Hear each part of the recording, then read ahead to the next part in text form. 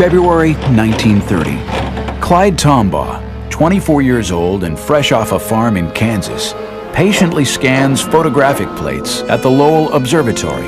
He finds a tiny speck that turns out to be a new planet called Pluto. But in the 75 years since then, our close-up views of Pluto and its giant moon Charon still only come from the artist's imagination. Every other planet has been visited by NASA spacecraft, and the post office has issued stamps to commemorate their close encounters. Of course, for Pluto, because there have been no mission to Pluto, the U.S. stamp says not yet explored. We aim to see a new stamp issued.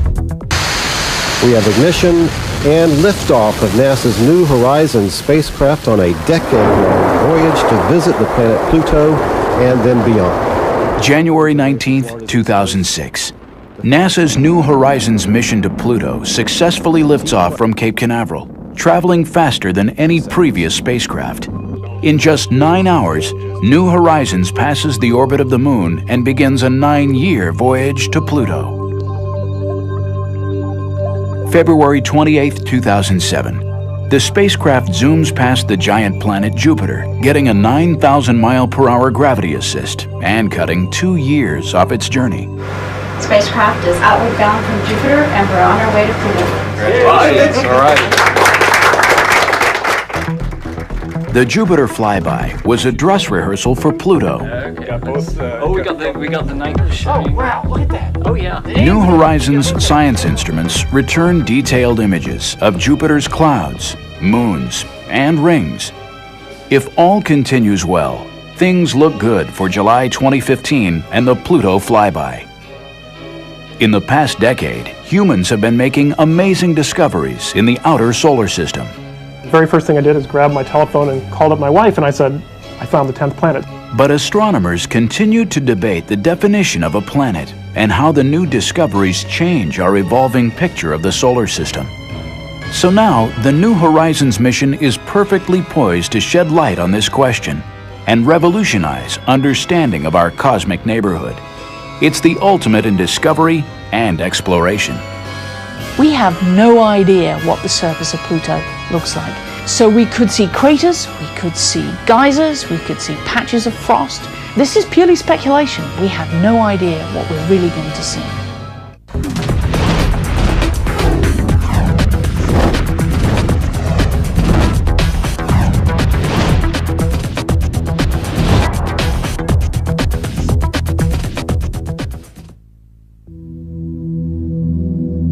Late 2005, the long journey begins. Cape Canaveral, Florida, NASA's Kennedy Space Center. In the Kennedy clean room, the New Horizons spacecraft takes its first short flights. It's just over 2 meters, about 7 feet from the tip of its high-gain antenna to where it joins the rocket, about the size of a grand piano. Fully loaded with fuel, it weighs 1,000 pounds. Not very large or heavy for a planned journey of almost 20 years. The main difficulty about going to Pluto is that it's so far away. The Earth is almost 100 million miles away from the Sun. Pluto is 30 times that far, 3 billion miles away. To get to Pluto in our lifetimes means it has to go very fast. Its average speed is more than 10 miles per second. And to do that, it had to be light. One of the unique things about New Horizons is that we built a very light spacecraft and bought a very large launch vehicle. And the combination is ferocious. It gives us a very high flyout speed because we have a very long way to go.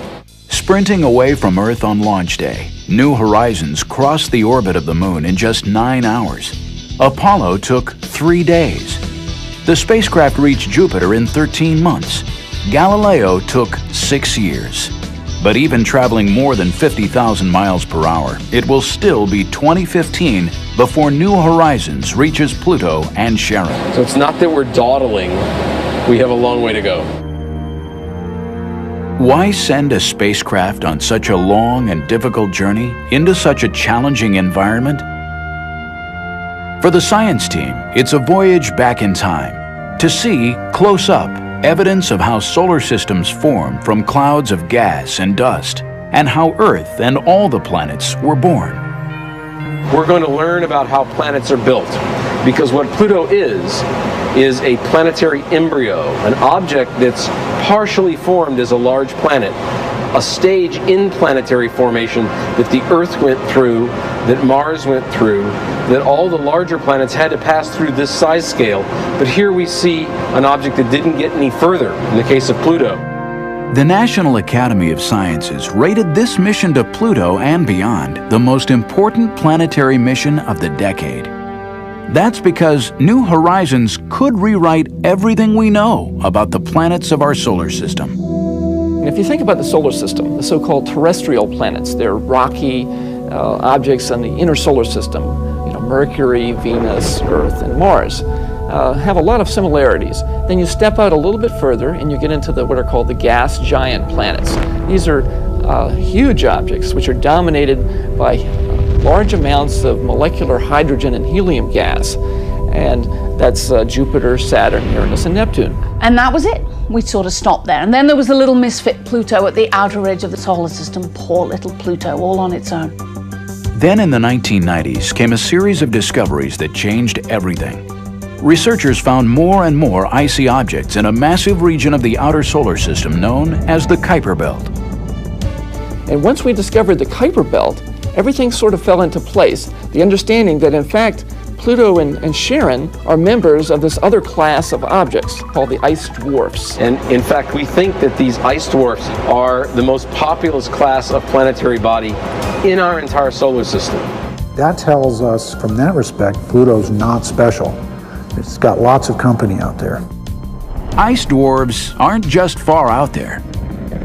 In the early days, 4 billion years ago, they may have had a role in shaping Earth and bringing our planet the materials of which we're made.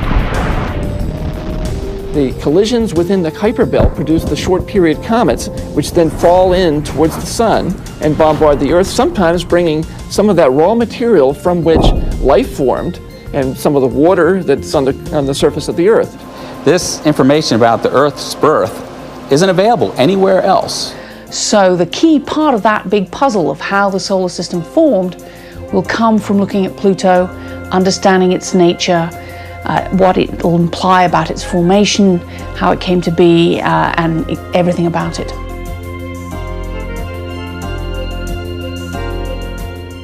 Coming up, with New Horizons safely on its way to Pluto, find out what sophisticated scientific instruments are on board to unravel Pluto's mysteries.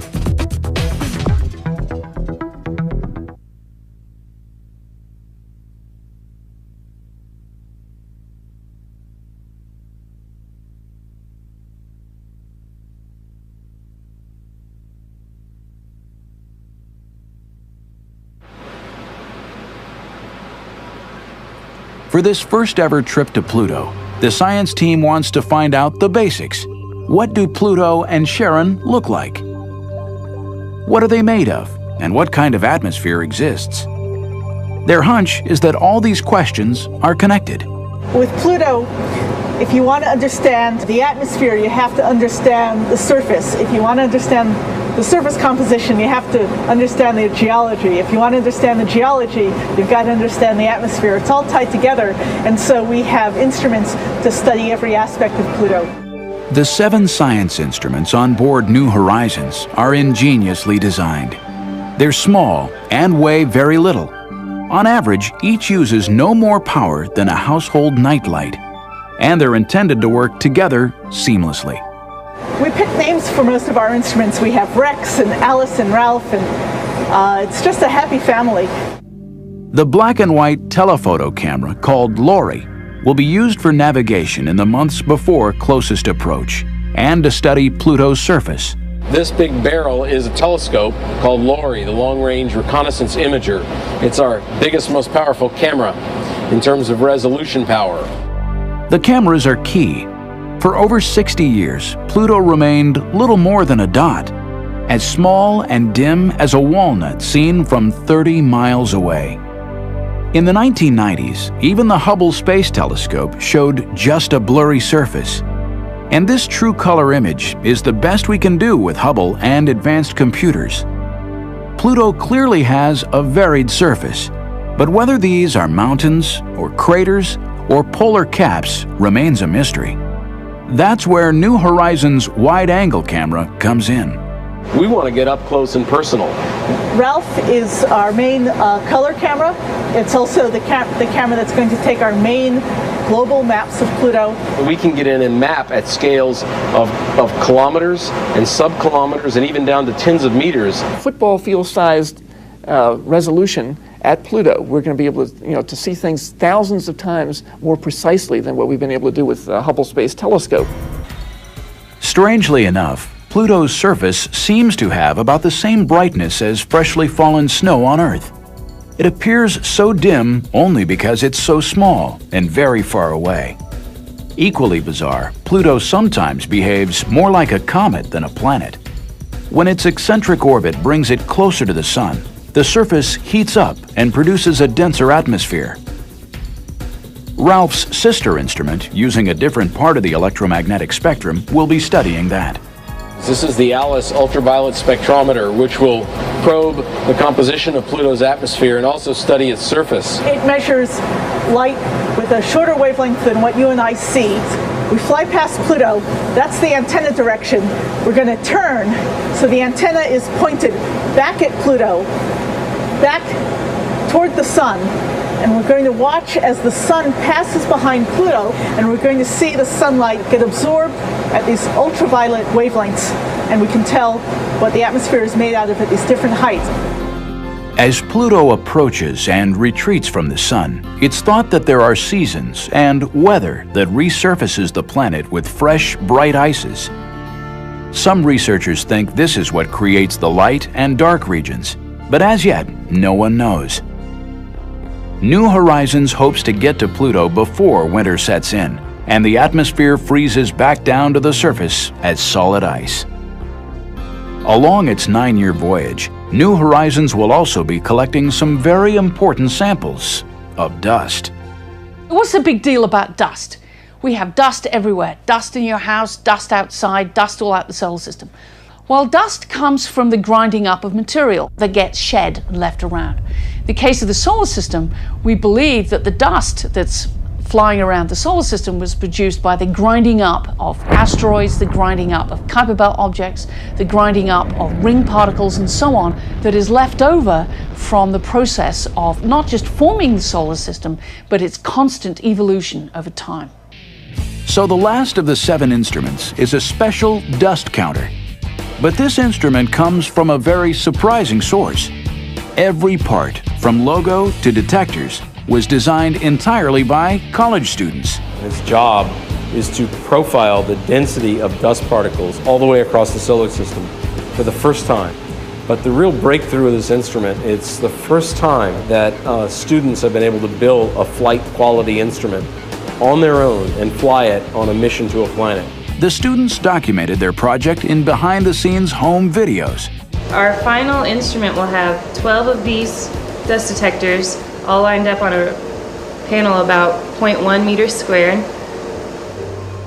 Till now, no dust counter has gotten data farther out than 18 times the distance of Earth from the Sun. Design specs from the SDC are twice that and more, lasting decades, traveling billions of miles, surviving temperatures near absolute zero. Even though it's a student project, the dust counter is every bit as robust and serious as the other instruments on board. The students faced review boards of veteran scientists and engineers as part of the design process. Together, the 7 science instruments are the most powerful set of detectors ever sent on a first flyby of any world in our solar system. But making sure the Pluto flyby is successful meant a race against time to launch in 2006. And before they could ship the spacecraft to the Cape, the hardware and the science instruments all have to go through a rigorous test program. For this mission, keeping on schedule was critical. It's also important that we get there as soon as possible because Pluto does have an atmosphere right now, but it's moving farther and farther away from the Sun. And at some point, that atmosphere is going to freeze out. Although meeting the target launch date is critical, so is making sure that all the hardware works together like a finely tuned machine. One builds a spacecraft, you build the individual boxes and instruments first, And they go through their own tests, both functionally and then environmental tests. And that's sort of equivalent to the members of an orchestra, each tuning up. But once you build it as a spacecraft, once you've assembled it, then you're playing the symphony. And that's what we've been doing. We've been testing it as a system. And then we test it again, and then we test it about 5 more times. Once we launch this, we can't go after it with a screwdriver. We can't go fix anything that isn't working. And the test program, the full-up test program, is more than a year long. A big part of the testing that gives us confidence that it's going to work in flight is the environmental testing. So we put it into an environment that's pretty much exactly like it's going to see on its way to Pluto and at Pluto. That includes a thermal vacuum tank where we put it in this big tank, we pump all the air out, it's in a vacuum just in space, then we heat it up and we cool it down, just as it's going to see when it's actually in flight. And it's not just the extreme cold that engineers test for. The launch itself puts huge stresses on the spacecraft. These rockets, they're gigantic. They shake a lot. If you've ever seen a paint shaker at a hardware store where it mixes the colors into the paint, that's exactly what the spacecraft is going to go through during launch. One of the things we do is we put the whole spacecraft on a gigantic vibration table, a paint shaker, and shake it. And then test it after that, and shake it again and test it again. Test phases at APL and Goddard have been very intense. We're running a 7-day-a-week, 3-shift-per-day operation. Nothing was easy. Even getting to Andrews Air Force Base meant fighting traffic. Leaving home for Cape Canaveral and the final critical months before launch, the engineers in charge were a little nervous. This is definitely high on the stress level curve. Getting the spacecraft moved from Columbia, Maryland, all the way down to the Cape is pretty tough. Like packing for a long trip, everything you need must come along. Test equipment, spares, tools. Everything we're doing is the last time we do it. We want to make sure every bolt is exactly tightened, fastened correctly, everything's been assembled, tested, the records are kept properly because there's no going back. This is a flight build. Saturday, December 17th, 2005. Spacecraft and third stage in its closed-up fairing, like a giant fragile egg, are placed on top of a huge transporter. With 9 axles and 81 wheels, it's able to raise and lower itself to roll over bumps and up and down slopes without tilting the cargo. Working round the clock, they arrive at Pad 41 before dawn.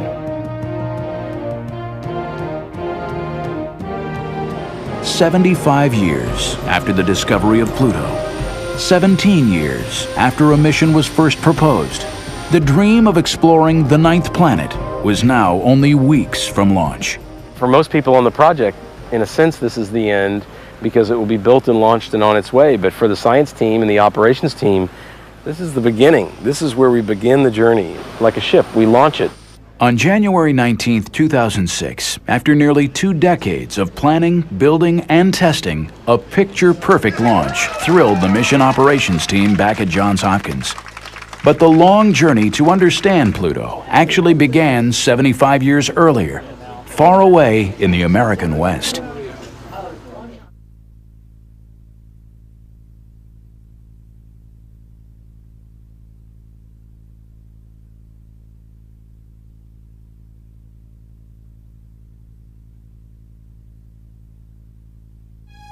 The story of Pluto's discovery begins here, Flagstaff, Arizona, the Lowell Observatory.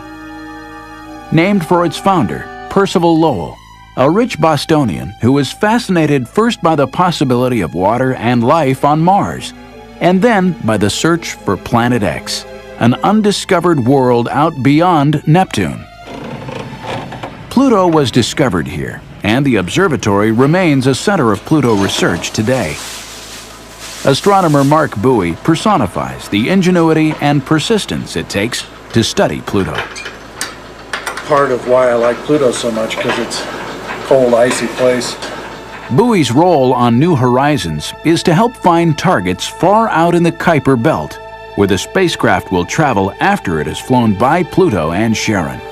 This homegrown instrument, named Mimir after a Norse god of wisdom, will be placed on ground-based telescopes to study ices on Pluto's surface before the spacecraft gets there. For 2 decades, Bowie and colleagues have used the best instruments available to map the planet.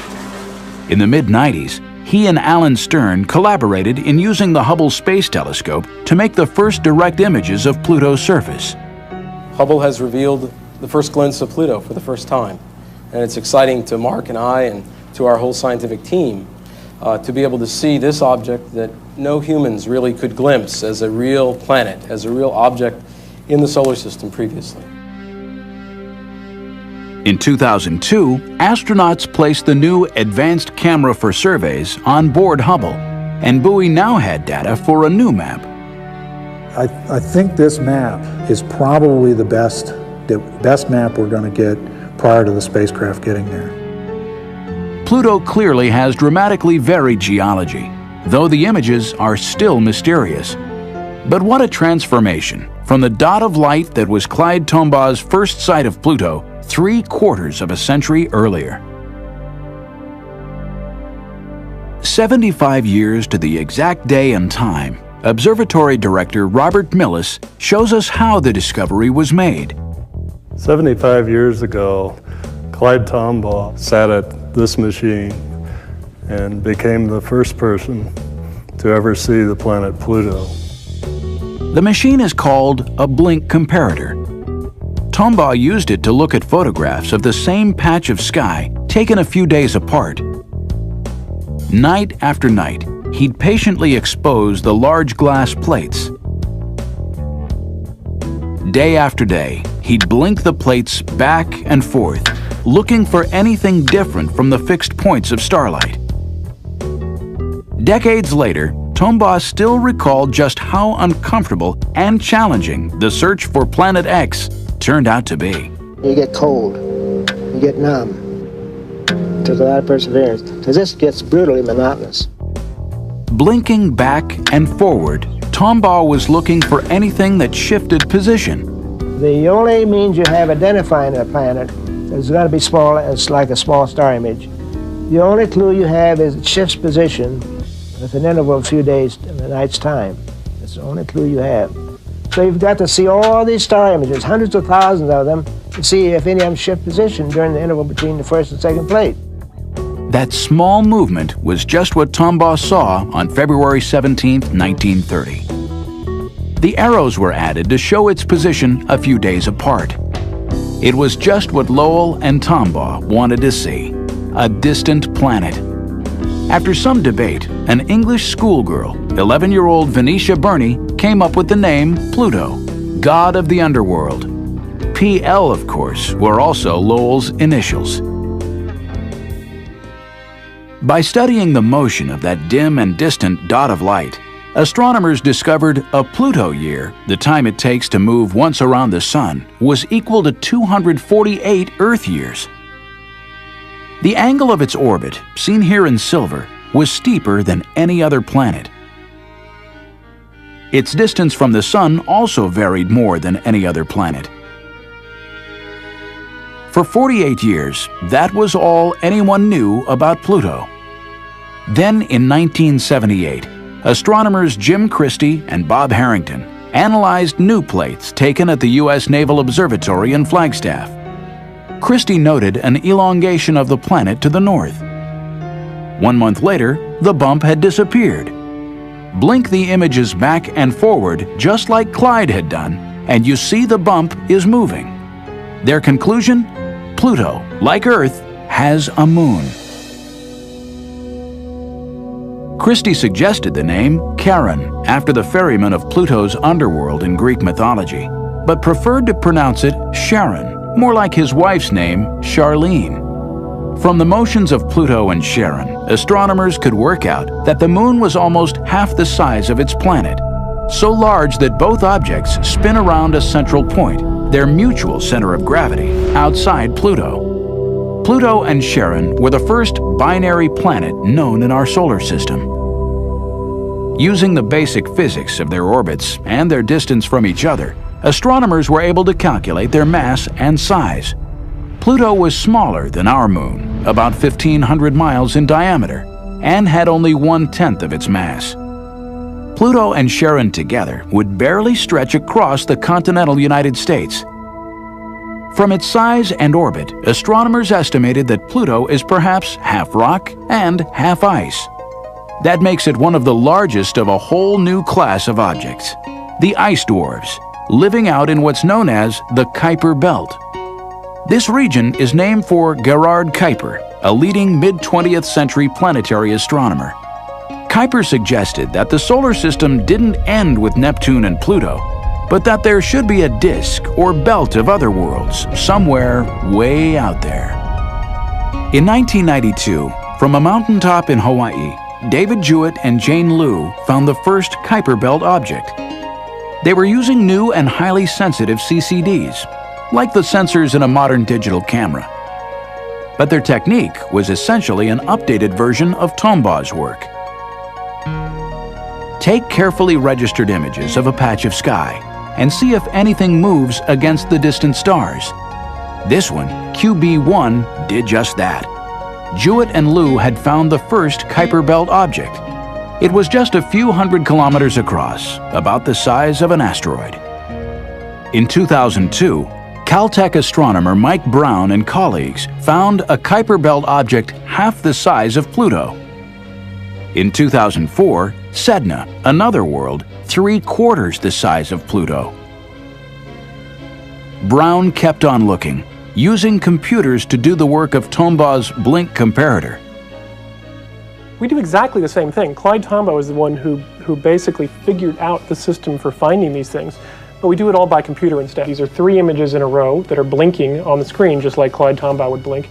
On the morning of January 5th, 2005, I was looking at these very images, and I clicked the button saying this one's no good, and I suddenly see this object here very clearly moving across the frame in dead center. This is the one where I almost literally fell out of my chair, because it's perhaps it's close to being the brightest object we'd ever seen out there, and it's also moving extremely slowly.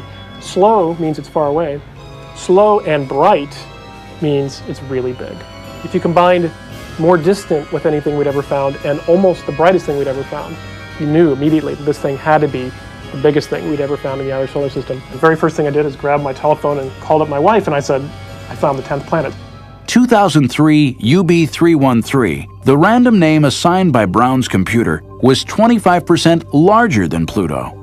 Until an official name was chosen, Brown came up with a temporary nickname, commemorating Percival Lowell's search for Planet X. We had actually been reserving the name Xena for the first object that we found larger than Pluto. We wanted something that started with an X for Planet X. We wanted something that was mythological. Now Xena is only TV mythology, not real mythology, but we figured Pluto is named after a cartoon dog, so that's okay. And we wanted something that, we decided there weren't enough female planets, so we were going to name another one female planet. So if you take those 3 together, you get Xena. Xena has now officially been named Eris, goddess of discord, which seems appropriate. Some astronomers argue that Pluto and Eris, as Kuiper Belt objects, should not be classified as true planets. Others disagree. In August 2006, in a controversial decision, the International Astronomical Union reclassified Pluto, Charon, and Eris as dwarf planets. But Mike Brown thinks the new findings far out in the Kuiper Belt only make the New Horizons mission more exciting. Pluto is the closest member of this new class of objects we're finding.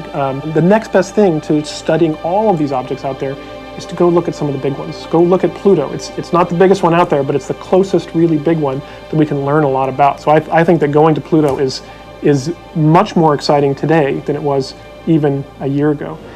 In 2005, Hal Weaver and Alan Stern used the Hubble for another close-up look at Pluto and Charon. We want to know everything that could possibly be along our path as we're going through the Pluto-Charon system. The result was an historic and astonishing discovery. This was just incredible. In fact, it was so incredible we almost didn't believe it at first. They saw 2 small, dim moons where only Charon had been known before. It would double the excitement of the close encounter. We get 4 for the price of 2. You know, instead of having just Pluto and Charon, we now have another couple of exciting moons to investigate. Pluto is an even more interesting place than we imagined.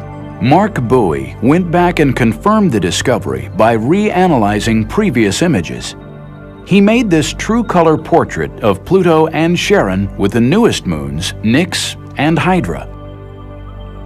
New Horizons will speed through the Pluto system in less than a day. To maximize success, the mission would use flying by Jupiter, the largest planet in our solar system, as a dress rehearsal for encountering the smallest. Early 2007, engineers and scientists got ready.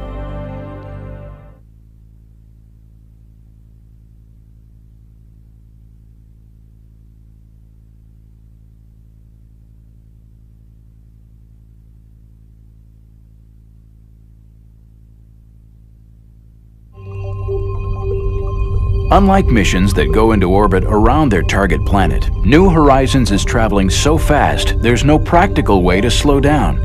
After a 9-year trip, closest approach to Pluto and Charon will flash by in less than a day.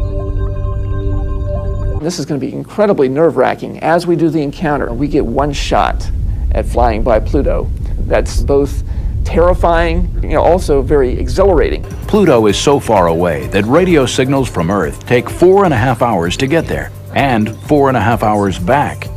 This 9-hour round-trip light time means computer commands for every aspect of the encounter, from navigation to operation of the science instruments, must be programmed, tested, and uploaded ahead of time. It's very scary to build a spacecraft and then launch it and not get any data for 9 years. And so it's really key to test out the instruments before we get there. June 2005, 10 full years before arrival at Pluto. The mission operations team runs a detailed simulation of the encounter, modeled to the split second. To test the spacecraft still more rigorously, the project decides to use the Jupiter flyby to take actual scientific observations. They'd look at the volcanic moon Io. They'd study Jupiter's cloudy surface and aurora. This will be a wonderful dress rehearsal for the whole process of putting together a complicated sequence. And we only get to do it once at Pluto, so having this practice at Jupiter will be very valuable for that. January 2007, still another simulation. The Jupiter encounter has mission planners working harder than ever. So it's more intense than by several orders of magnitude than anything we've done as far as memory usage, which translates to number of commands. It's more intense actually than our Pluto simulations we did pre-launch. I guess the usual stuff. Axis normal, our SPE is going to range from 7.056 degrees. The observation starts 10:06:16. Before any command is sent up to the spacecraft, it's reviewed by a representative of every subsystem, power, thermal, data handling, as well as the science team. One bad line of code can cripple a spacecraft. The Jupiter encounter has 40,000 of them. Every command is run through a series of computers, identical to those up in space, except that this New Horizons mission simulator is safely on the ground in Maryland. February 28, 2007, 45 minutes after midnight GMT. New Horizons closes in on Jupiter.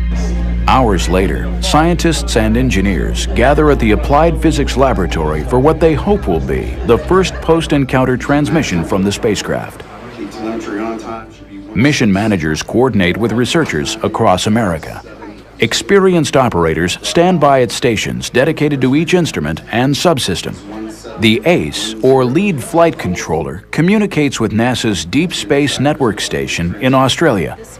Alice Bowman is Mission Operations Manager, or MOM. Her professional family includes some of the brightest engineers around. Today's very important. It's our Jupiter flyby day. And of course, the test is coming right up. We'll see if a spacecraft made it through the dangerous radiation at Jupiter. For this milestone in the life of the mission, all hands are on deck. It's real big. As you can see, we have a lot of people coming in today, a lot of scientists who wanted this information off the satellite that we've been trying to get for them. So today is real eventful. I would put it somewhere between launch and actually getting to Pluto. I'd say it's the third most critical activity in the whole timeline. We're really putting the spacecraft through a stress test. That's our primary objective. But as long as we had to stress it, we thought we'd stress it with 700 science observations. 700 observations. 40,000 commands. Science planners work with guidance and control engineers to write a playbook for the encounter, a script for every time tick of the flyby. At Jupiter, New Horizons is on her own. Here on Earth, they wait. You guys nervous? No, not really. Nothing we can do at this point. That's right, not nervous. Nah. Not a bit. This is all done by remote control. That's the nature of this business. 500 million miles away, our little puppy is doing its job and doing very well. Just come up on track like it always does. So. We're about a little less than 6 minutes away from our first look at telemetry. They'll know all is well when screens light up with green text indicating the spacecraft has survived. DSN Australia confirms that New Horizons has phoned home. Non-Pluto Ace. Go ahead, Pluto Ace. Yes, we're now receiving telemetry and we're locked. RF mom on Pluto 1. Status check. RF is green. PI, this is mom on Pluto 1. Spacecraft telemetry for all subsystems is nominal. Spacecraft is outward bound from Jupiter, and we're on our way to Pluto. Congratulations. All right.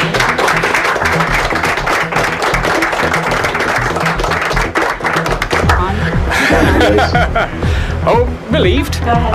We expected everything to go well, but it's good to know that it really did. Now we still have to wait for the data to come down, see what's happening with the radiation levels on our instruments, and waiting for that really good picture of Io that we should be getting in a couple of hours. Good. Everything's looking really good at this point. The station's cooperating. No problems with the station. The spacecraft's in a good state. All's well. Jupiter is not our ultimate destination. It's very nice, that we can actually get a lot of great scientific data for free, basically. We get that gravity boost, the most important thing, but after that, just getting that extra science and the extra practice for doing an encounter, which are really hairy. These encounter situations where it's all or nothing. You fly by and you don't return. We have to make sure everything works perfectly, so we're going to learn some lessons from this experience, apply them to the Pluto encounter, and hopefully make for, an even better Pluto encounter. The engineers could tell right away that all spacecraft systems were nominal, but the scientists wanted to see the very first pictures of Io. They'd gotten used to fancy computer graphics depicting an imaginary trajectory and volcanic plumes. But the actual images just in from Jupiter would determine scientific success or failure.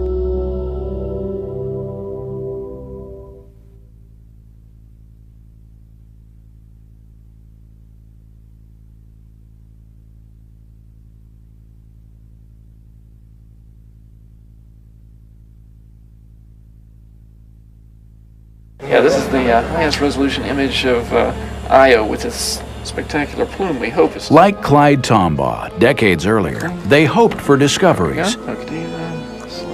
Flight right there. Oops.